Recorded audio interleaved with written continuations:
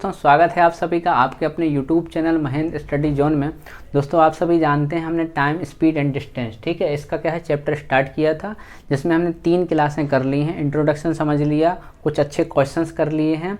आज की क्लास भी बहुत इंपॉर्टेंट है क्योंकि इसमें जो है हम औसत चाल, ठीक है, एवरेज स्पीड से रिलेटेड क्वेश्चन करेंगे और सारे क्वेश्चन इंपॉर्टेंट हैं और एग्जाम के पॉइंट ऑफ व्यू से काफ़ी इंपॉर्टेंट हैं। तो क्लास को लास्ट तक जरूर देखिएगा और हर एक क्वेश्चन को ध्यान से समझिएगा, ठीक है। चलिए स्टार्ट करते हैं आज की क्लास और देखते हैं कि हमारा पहला क्वेश्चन क्या है। देखिए, क्वेश्चन मैं आपको पढ़ के बता देता हूँ कि गौतम जो है 12 किलोमीटर प्रति घंटे की चाल से कार्यालय जाता है, ठीक है, और 10 किलोमीटर प्रति घंटे की चाल से जो है वापस आता है। उसकी औसत चाल ज्ञात करें, ठीक।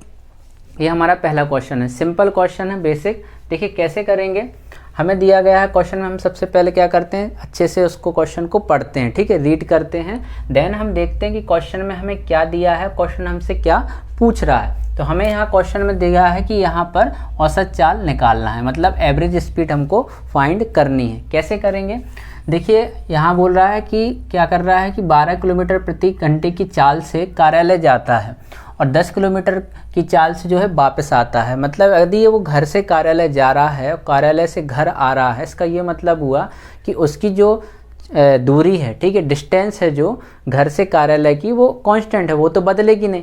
इसका मतलब हमें एक यहाँ कॉन्सेप्ट मिल गया कि जो यहाँ पर डिस्टेंस है वो क्या है, कांस्टेंट है, ठीक है, मतलब दूरी बदल नहीं रही है, दूरी समान है।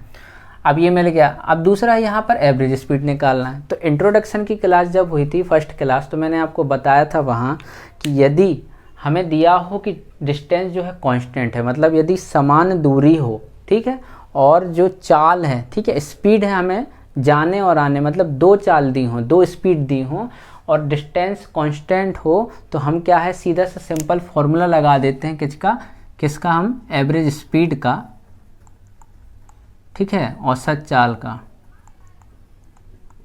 क्या लगा देते हैं, 2 × x × y upon x + y, ठीक है।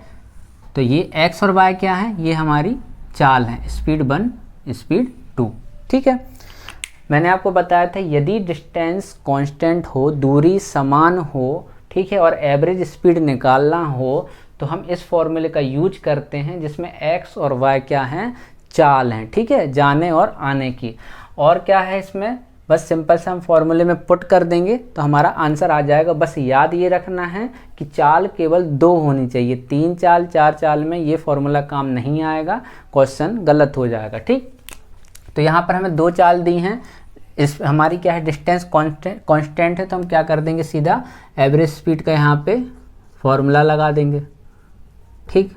क्या है यहाँ पर 2 × x × y, 2 × x मतलब पहली चाल कितनी है 12, × y मतलब दूसरी चाल कितनी है ये 10, अपॉन x + y मतलब चालों का योग, तो 12 और 10 कितना हो गया 22। सिंपल, क्या करेंगे, इसको डिवाइड कर देंगे तो कितना हो जाएगा, ये 11 हो जाएगा, ठीक है। तो एवरेज स्पीड कितने निकल के आ गई हमारी 12 10 22, ठीक है। कितने निकल के आ गई ये 120/11, भाग दे देंगे तो कितना हो जाएगा 11 × 11, यहाँ पर एक बचेगा। अब यहाँ पर 1 बचा तो कितना है, भाग तो जाएगा नहीं, तो शून्य लगा के दशमलव लगा देंगे तो यहाँ पर कितना हो जाएगा 100, तो 11 नाम 99, तो 10.9 किलोमीटर पर आवर क्या हो जाएगी, इसकी एवरेज स्पीड हो जाएगी, एवरेज स्पीड, ठीक है। ये हमारा क्वेश्चन का आंसर हो गया, सिंपल था, ठीक है, कुछ भी नहीं है, बस इतना याद रखना कि चालें 2 हों और दूसरा ये कि डिस्टेंस हमारी कांस्टेंट हो, तो हम क्या है सीधा सिंपल इस फॉर्मूले में पुट कर देंगे, ठीक है। नेक्स्ट क्वेश्चन देखते हैं क्या है।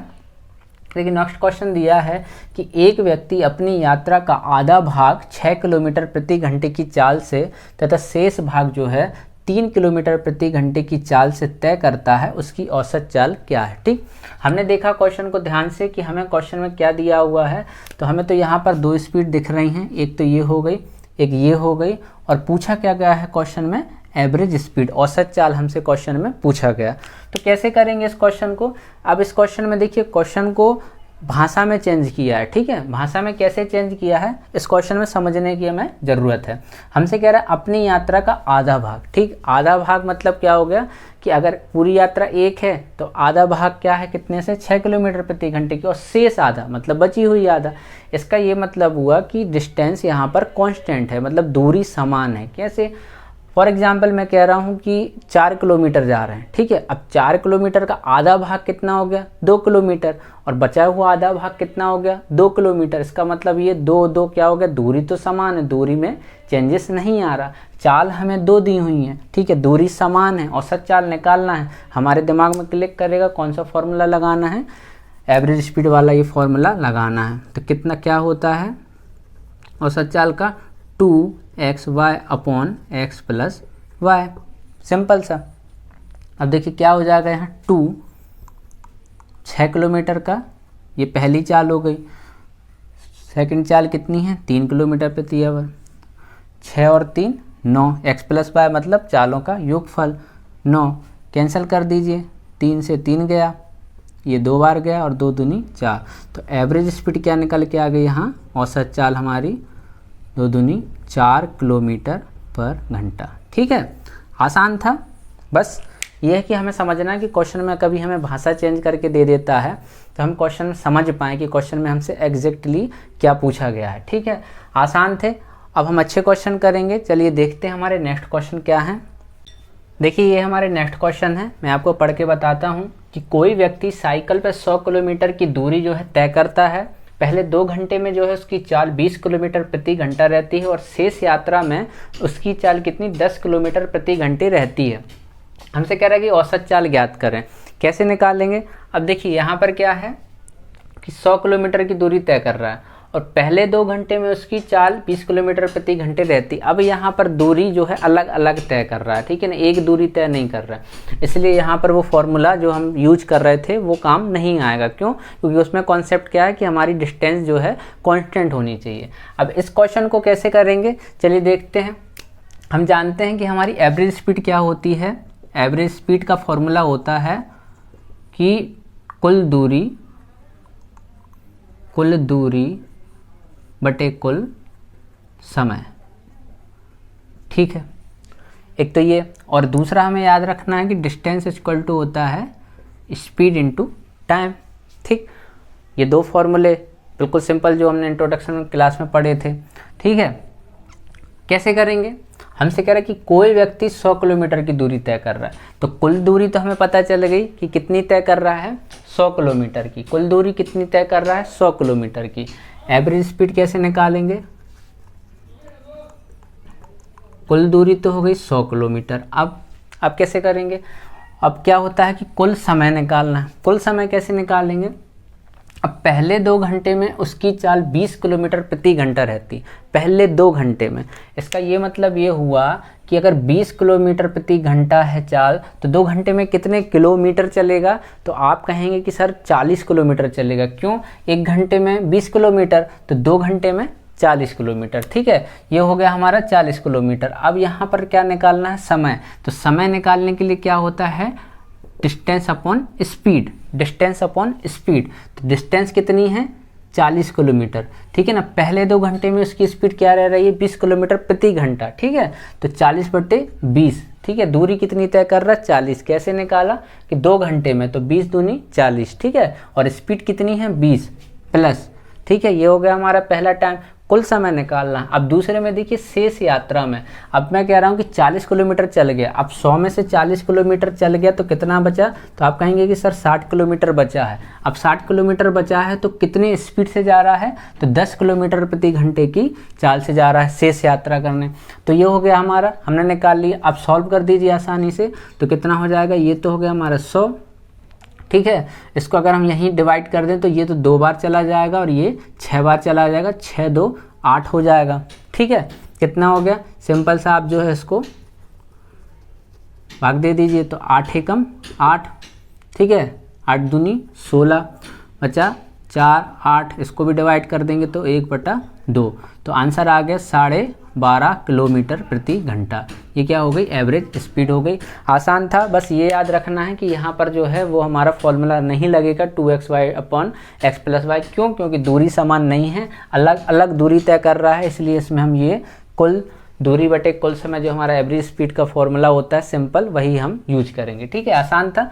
नेक्स्ट क्वेश्चन देखते हैं, पढ़ के बताता हूँ कि एक आदमी जो है 24 किलोमीटर की दूरी 6 किलोमीटर प्रति घंटे की चाल से और अन्य 24 किलोमीटर की दूरी 8 किलोमीटर प्रति घंटे की चाल से और एक तीसरी जो है 24 किलोमीटर की दूरी 12 किलोमीटर प्रति घंटे की चाल से तय करता है, तो पूरी यात्रा का औसत चाल ज्ञात कर रहे हैं। अब देखिए, आप इसमें कहेंगे कि सर यहाँ तो 24 किलोमीटर है, यहाँ भी 24 किलोमीटर है और ये भी 24 किलोमीटर, इसका तो ये हुआ कि डिस्टेंस कॉन्स्टेंट है। लेकिन ध्यान क्या रखना है कि यहाँ तो स्पीड, एक स्पीड ये दी हुई है, दूसरी स्पीड ये दी हुई है और तीसरी स्पीड ये दी हुई है। हमने तो फॉर्मूला 2 स्पीड का सीखा था, ठीक है, 3 स्पीड आ गए, इसका मतलब यहाँ पर वो फॉर्मूला काम नहीं आएगा। यहाँ पर भी हम सिंपल हमारा एवरेज स्पीड का कुल दूरी बटे कुल समय का जो है सिंपल वाला फॉर्मूला यूज करेंगे। कैसे करेंगे?